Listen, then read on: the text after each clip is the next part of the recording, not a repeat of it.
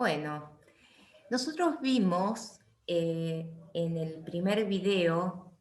algunos de los ejes fundamentales en la bibliografía central, que es el artículo de pautas éticas para la investigación de perspectivas metodológicas, en donde tomamos como punto de partida la consideración de la investigación como un proceso eh, digamos, compuesto por una serie de etapas que a su vez contiene una serie de elementos que hacen y caracterizan a la ética de la investigación. Justamente uno de esos elementos tiene que ver con algunas caracterizaciones acerca de la tarea de la ética y también algunos elementos que nos permitan tener en cuenta a qué denominamos producción científica o por lo menos cuál es el concepto que tenemos de conocimiento. En ese sentido, en esta primera parte de la clase, vamos a abordar entonces justamente algunos conceptos fundamentales de la ética y a posteriori vamos a ver algunas consideraciones relativas al conocimiento. Para esta primera parte les comentaba que hemos tomado algunos conceptos fundamentales de Adolfo Sánchez Vázquez, que si bien es un libro que tiene ya algunos años, tiene una gran virtud, que es la de ubicar a esta disciplina en un contexto, es decir, considerar y abordar los aspectos sociales e históricos que debe tener a la hora de ser analizada este fenómeno que llamamos moral. Bueno, en una primera aproximación entonces, él define la moral como un sistema de regulación que actúa regulando las relaciones entre los individuos y a la vez la relación de esos individuos con su grupo social. Es decir, es una praxis humana, es una forma de conducta humana, pero que tiene ciertos condicionamientos relativos a ese grupo social al cual pertenece.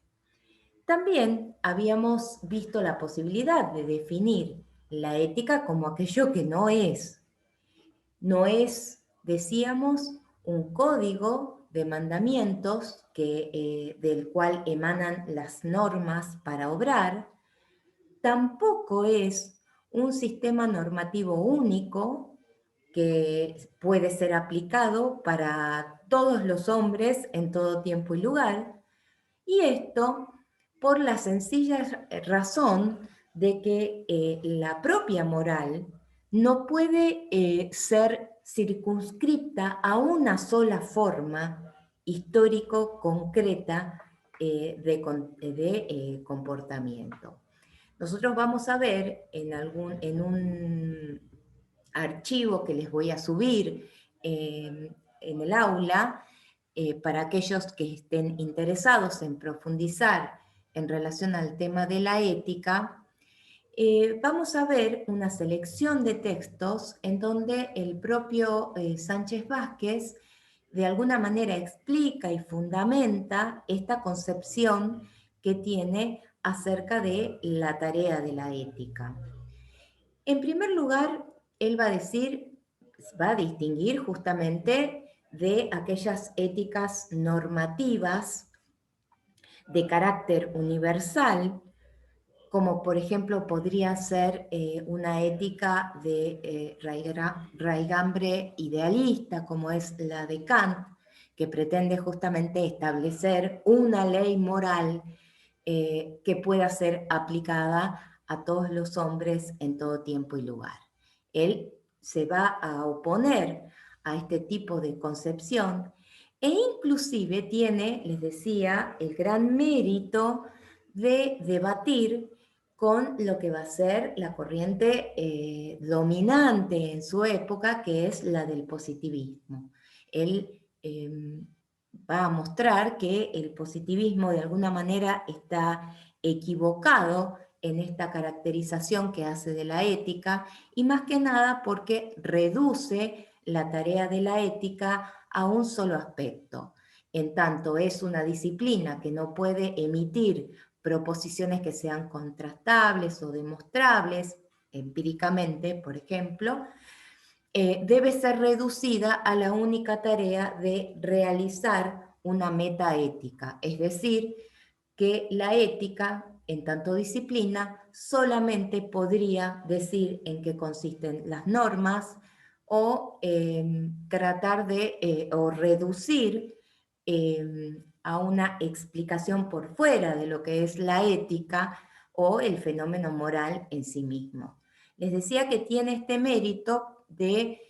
dar una respuesta al positivismo y, bueno, algunas cosas que podemos criticar que después las vamos a profundizar en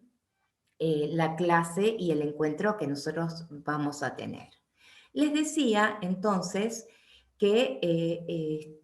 la forma de explicar la tarea de la ética es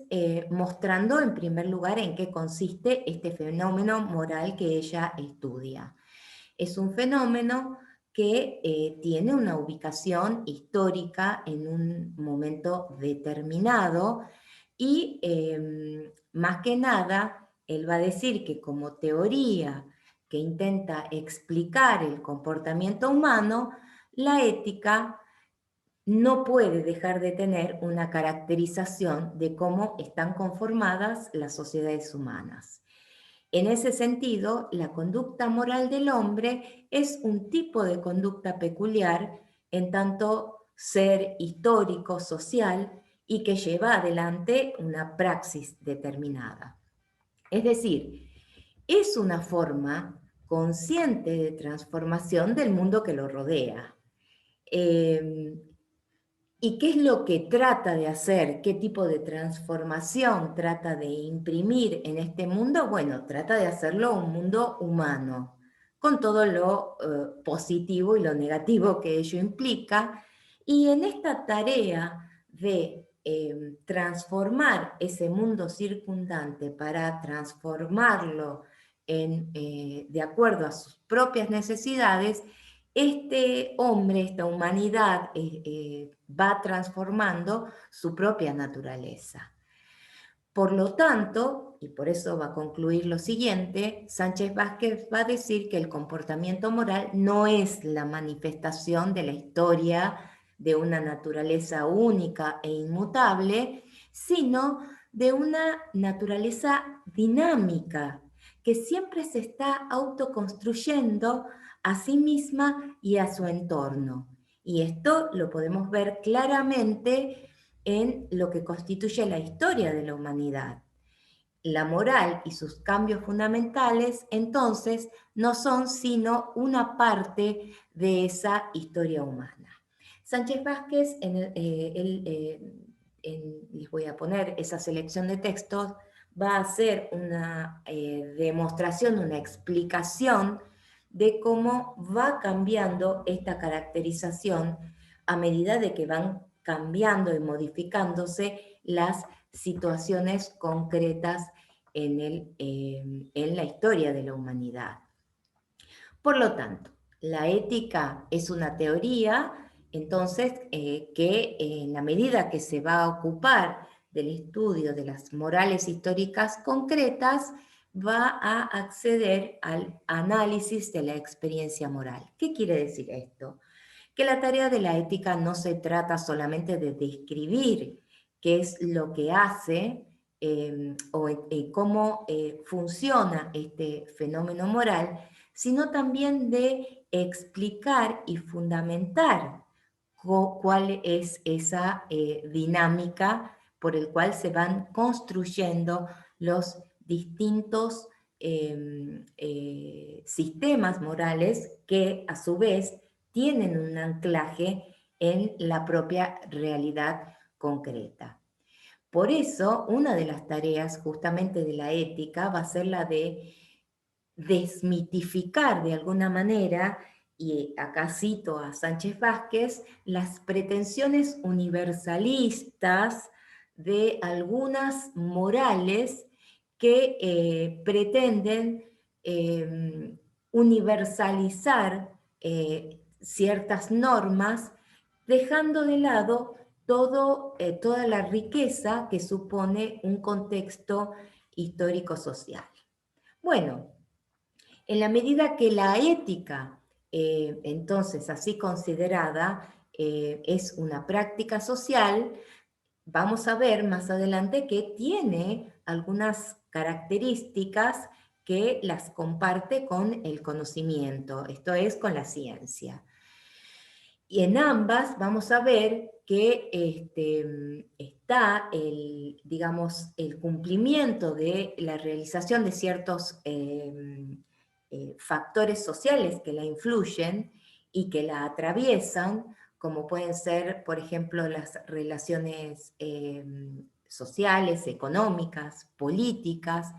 y que en ese sentido ambas, en ambos casos, no se puede hacer una excepción o no se puede omitir el análisis del marco histórico en el cual se desarrollan ese tipo especial de prácticas. Es decir, que no podemos bajo ningún aspecto considerar ni,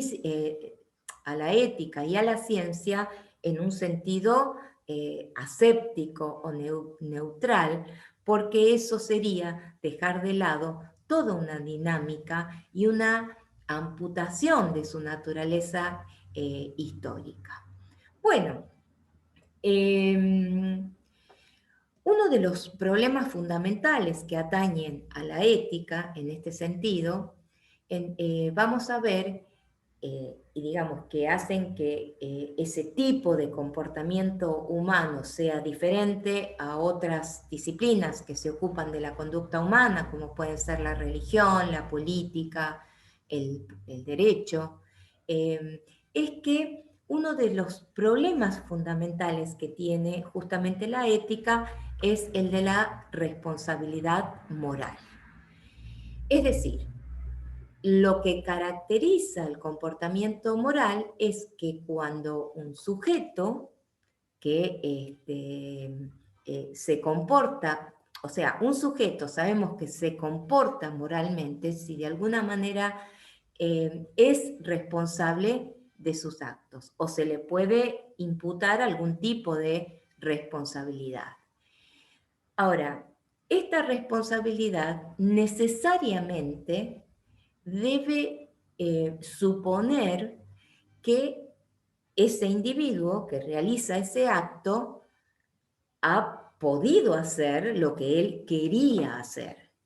Es decir, que previo a ese acto, él mismo ha elegido entre dos o más posibilidades y actuó de acuerdo a una decisión que tomó en base a la elección de distintas posibilidades que se le presentaron. Es decir, el concepto de responsabilidad que aplicamos a la ética va indisolublemente unido al problema de la libertad. Decidir y obrar en una determinada situación es un problema práctico moral. Ahora bien,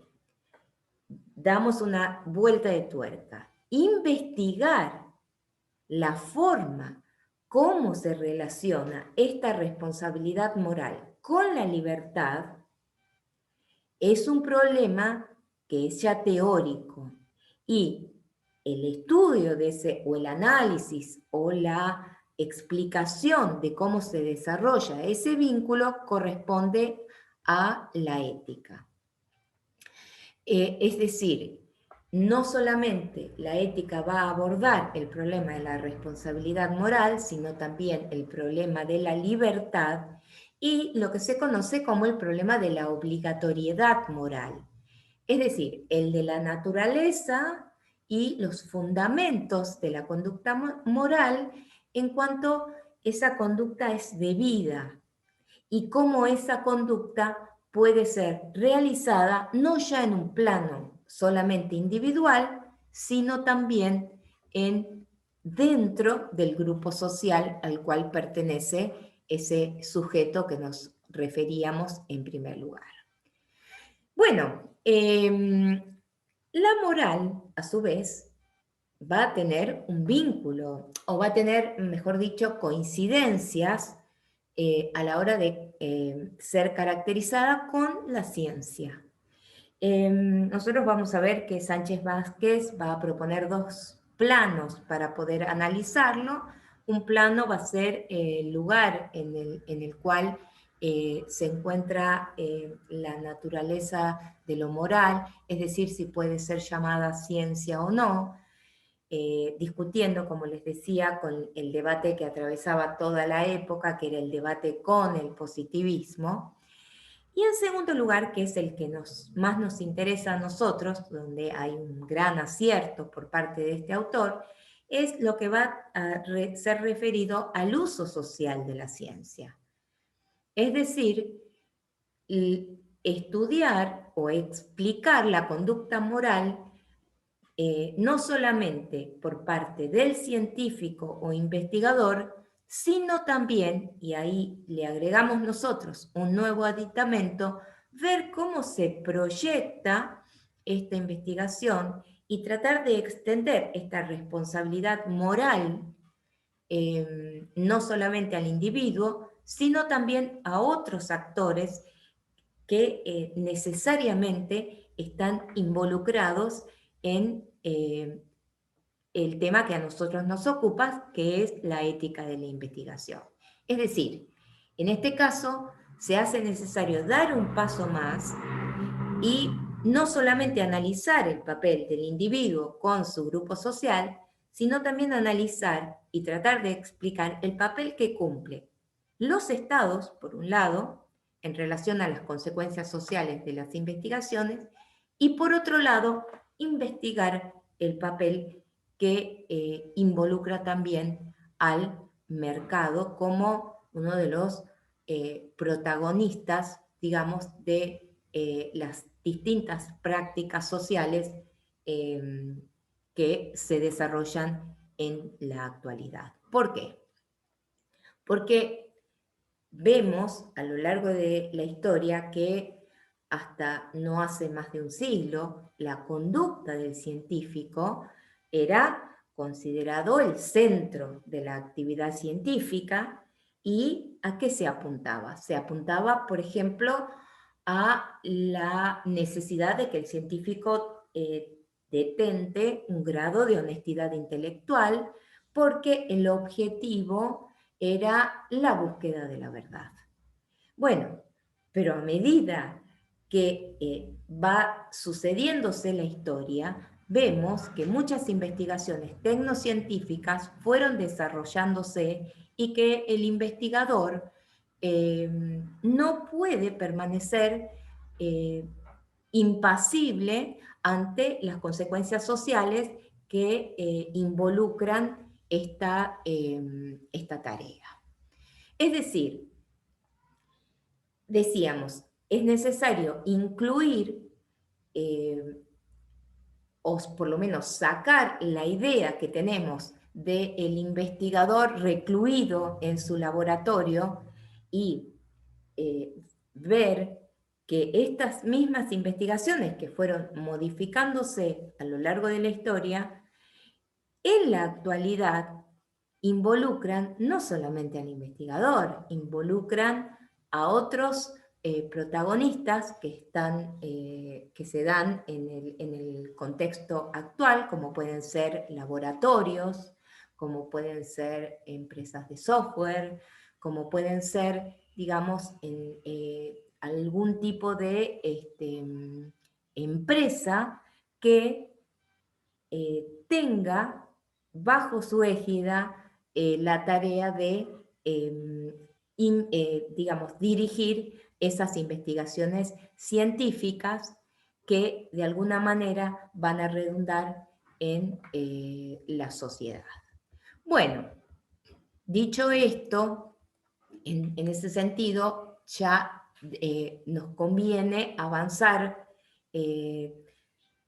ver qué papel entonces cumple la producción de conocimiento. Para eso vamos a uno de los otros elementos que habíamos dicho, aparte de la ética, que es necesario abordar,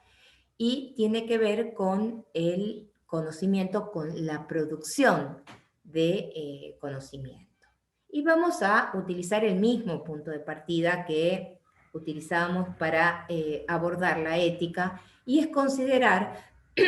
la praxis científica como un producto social.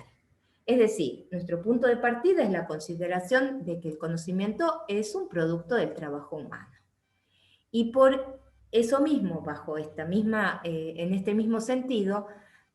no puede dejar de ser abordado bajo esa dualidad que caracteriza a las sociedades actuales.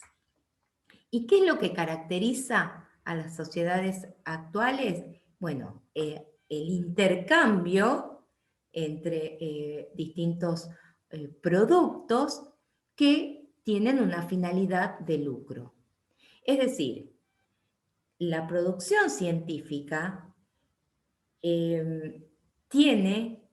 ese doble carácter que tienen los demás productos, valga la redundancia, que se producen en esta sociedad, y es decir, que son bienes sometidos a un intercambio. Y por eso mismo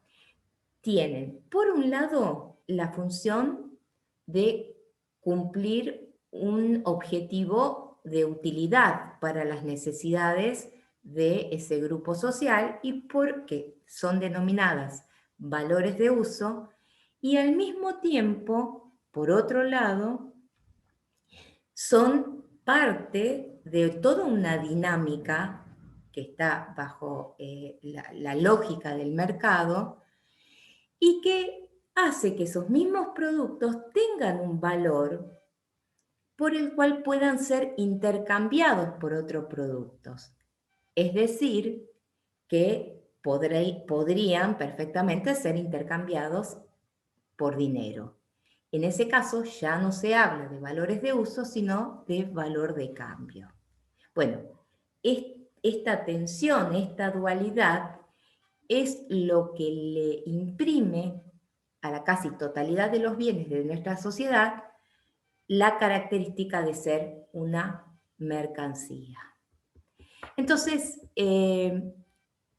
pasa con la producción científica? No escapa a las generales de la ley,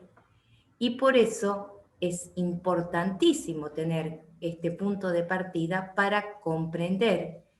o por lo menos caracterizar, la función social del conocimiento en este contexto que acabamos de describir. Bueno,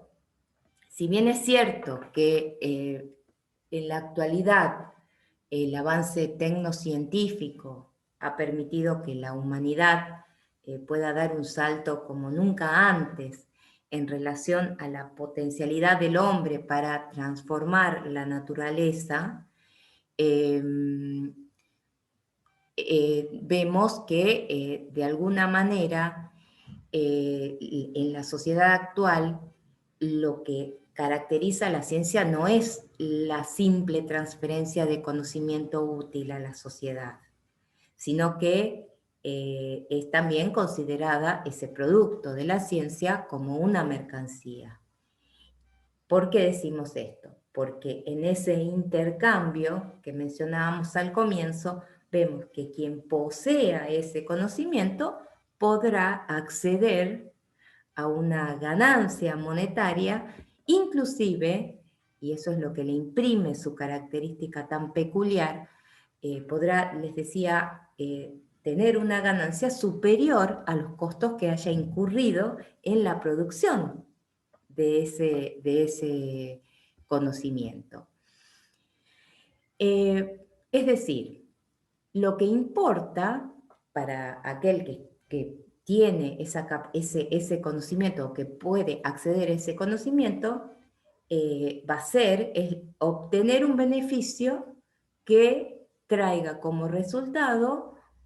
un mayor valor a la hora de su consumación mercantil en base a ese requisito que mencionábamos anteriormente de esa intercambiabilidad. Bueno, ahora, ¿cuál es la característica entre esta caracterización que hacíamos entre ciencia socialmente útil y ciencia de alguna manera lucrativa? Bueno, es el carácter contradictorio y la tensión que existe entre ellas dos, que de ninguna manera podemos suponer que sea una convivencia que no traiga, que no genere algún tipo de contradicción. ¿Y por qué decimos todo esto? Porque esta tensión y esta contradicción que hablábamos al comienzo entre bien de uso y bien de cambio, esta contradicción es la que tiene y es la que vamos a utilizar de punto de partida para poder abordar el tema de la ética de la investigación. ¿Por qué? Porque en la sociedad actual, el resultado puro o el resultado que pueda redundar en un bien para toda la humanidad se va a encontrar de alguna manera condicionado, y tenemos ejemplos muy recientes de cómo esa condición puede a veces ser malversada por las exigencias lucrativas para poder difundir esa producción. El mejor ejemplo, les decía, y un ejemplo dramático, es lo que está pasando en la actualidad, en donde vemos que la humanidad pudo acceder a un determinado conocimiento para inmunizar en un contexto de pandemia a través de la producción de vacunas, y sin embargo, ese conocimiento está encapsulado o está circunscripto a un puñado de laboratorios que tienen algún tipo de vínculo con estados, y de esta manera han podido acaparar la mayor parte de esa producción, dejando a una parte importante del planeta sin el acceso a este bien tan preciado que es hoy una vacuna. Es decir, esta contradicción entre haber podido producir un conocimiento y sin embargo mostrar el carácter mercantilista de ese producto, en la medida que no hay un acceso masivo, sino que está condicionado inclusive a los países a los cuales se pertenezca, con todas las contradicciones que esto implica. Dos países que ya tienen la producción de vacunas para inocular 5 veces a su población, o un país, como nos enteramos recientemente, que tiene lotes de vacuna que están a punto de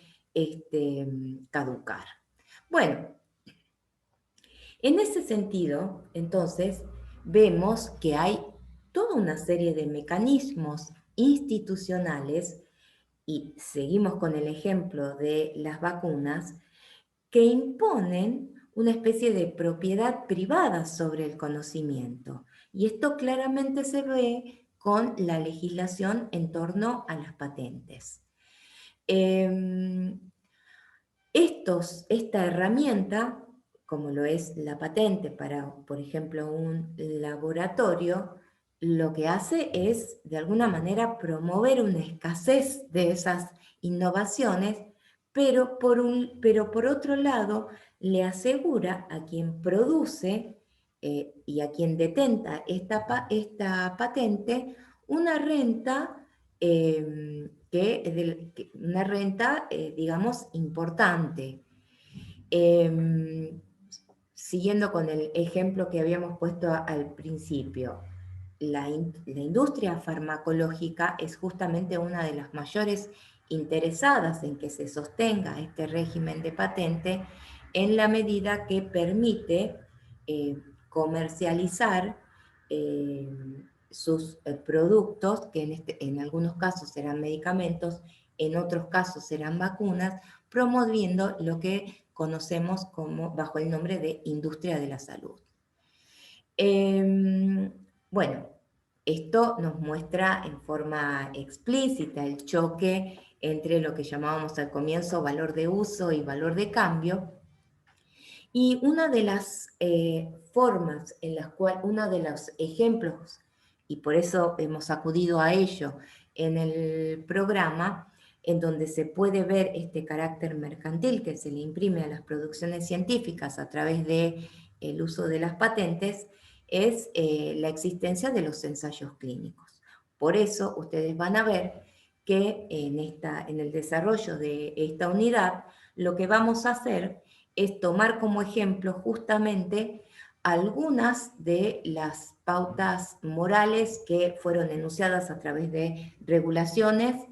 que justamente se producen en el seno de la producción de estos ensayos clínicos que curiosamente vienen a ser realizados, una parte importante de ellos, en países denominados emergentes como lo son, por ejemplo, países de América Latina. Bueno, entonces yo ya para dar un cierre a este pequeño video, para introducirlos en el tema de ética y conocimiento, les voy a subir para aquellos que quieran profundizar en estos dos temas, dos artículos. Uno es una selección de textos de Sánchez Vázquez sobre, digamos, en qué consiste la ética y las tareas de la ética con una visión social, como les decía al comienzo, y otro artículo sobre patentes que también está publicado en la revista Perspectivas Metodológicas. Así también les voy a subir un práctico para que ustedes puedan, a través de esas preguntas, ir guiándose en la lectura con los ejes principales que pretendemos que ustedes destaquen en estos textos. En los próximos días vamos a ver lo que ya les adelanté hace unos minutos, que vamos a profundizar en esos ensayos clínicos y más específicamente en los estudios multicéntricos para ver, de conectar, ahora sí, este tipo de producción de conocimientos con nuestro tema, que es la ética de la investigación.